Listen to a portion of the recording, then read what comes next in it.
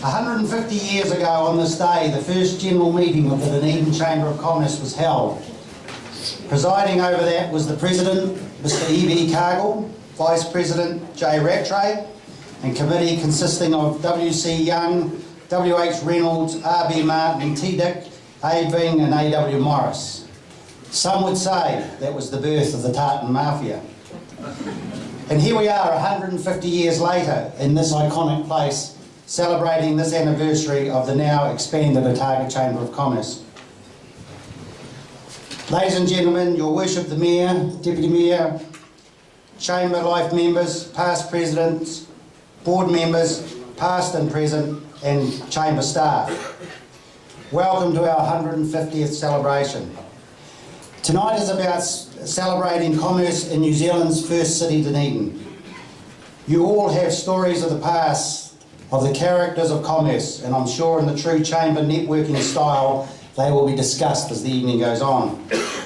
This is not going to be a long evening of listening to speakers. However, we do have a few that will tell a few short stories. So, to speak first, could I welcome to the podium, please, your Mayor, Dave Cole.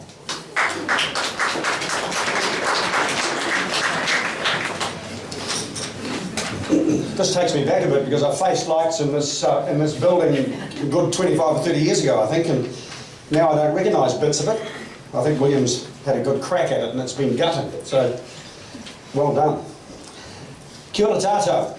150 years is quite an achievement, and in congratulating the Chamber, I am congratulating those many businesses and business people who over the years have supported and been members of the Chamber. The Chamber has supported and indeed stood up for businesses and for workers over those 150 years. I'm interested, as we will learn from the reading we'll hear shortly from the Chamber story, that the Chamber worked to ensure that Chinese immigrants in the 19th century, immigrant workers, had the same rights as all other people. And more recently, the Chamber has publicly supported efforts to maintain jobs at Hillside. So essentially the Chamber has, for all of its existence, looked out for the best interests of our whole city. And I imagine that well before my time, Chamber also interacted with Council. Certainly the relationship currently is extremely productive. The Chamber has recently been involved, sometimes very deeply, with Council in developing our digital, visitor and economic development strategies and in the development of the city's branding. Looking into the future, I see that sort of cooperative effort continuing, and in particular, which is particularly pertinent at the moment, for up until a month ago, in this context, is the city's relationship with Shanghai.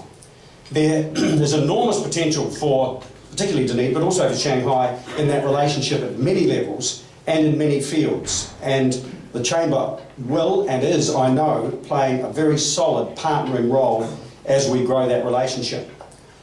So congratulations for all that the Chamber has achieved in the past, 150 years, and I look forward to mutual efforts between the City and the Chamber in the future. Sure.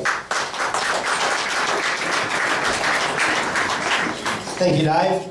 I'd now like to introduce, for those that don't know, our current President of the Chamber, Peter McIntyre.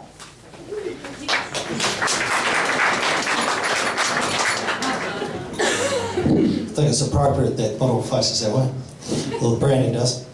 Good evening. We're here tonight to celebrate 150 years of the Otago Chamber of Commerce. It's all about the members, and it's your night tonight. Firstly, I think we need to acknowledge the past members and their contributions and foresight to our history and development. Our current members, not only here in Dunedin, but North Otago, Central Otago and South Otago.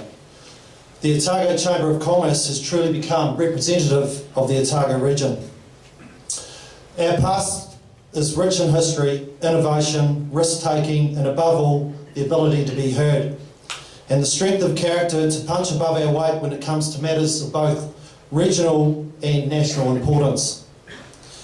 In the next 150 years, it's important the Chamber continues to be relevant to its members. but also continuing its lobbying and advocacy roles that I feel we perform so well. There is one point I would like to stress. When it comes to matters of economic development and growth, we should all sing off the same song sheet. There is no room for doubters or hidden agendas. Let's have robust debate, but the voice of the majority should be heard over the voice of the minority. All stakeholders need to work together with the common goal of being the most outstanding and innovative province and city in New Zealand.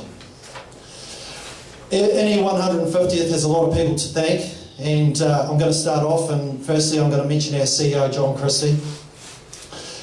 John's been at the Chamber since a baby-faced boy, since 1993, and he's done an outstanding job. He's a strategic thinker and very innovative. So I'd like to thank John and thank Teresa as well for letting John continue on in the role as CEO of our Otago Chamber. Also, the Chamber staff, you do a fantastic job. Look at this evening, a lot of that's done from Chamber staff members outside of normal times, so thank you. You do a fantastic job and it's appreciated by the board. Also, I'd like to thank Westpac. The Chamber have had a particularly long association with Westpac, and we're very appreciative of that. And if Phil Moore's here, is he still playing golf or practicing golf? And where's Phil? Here he is, over here. The big man over there. Thanks, Phil. And also, I'd like to thank other members this evening who have contributed to this night. Octa Associates Limited for the venue hire, Southern Lights and Services for the lighting, Hi-Equip for the equipment, Southern Clams Limited, Evansdale Cheese, who ate all the pies, and no, it wasn't Greg Easton, Cow's Pavlova Kitchen, Dunedin Limited, Marlow Street Pie Kitchen, Cadbury's, Green Man Brewery, Sprates Brewery, the Emerson Brewery, the Otago tradition continues.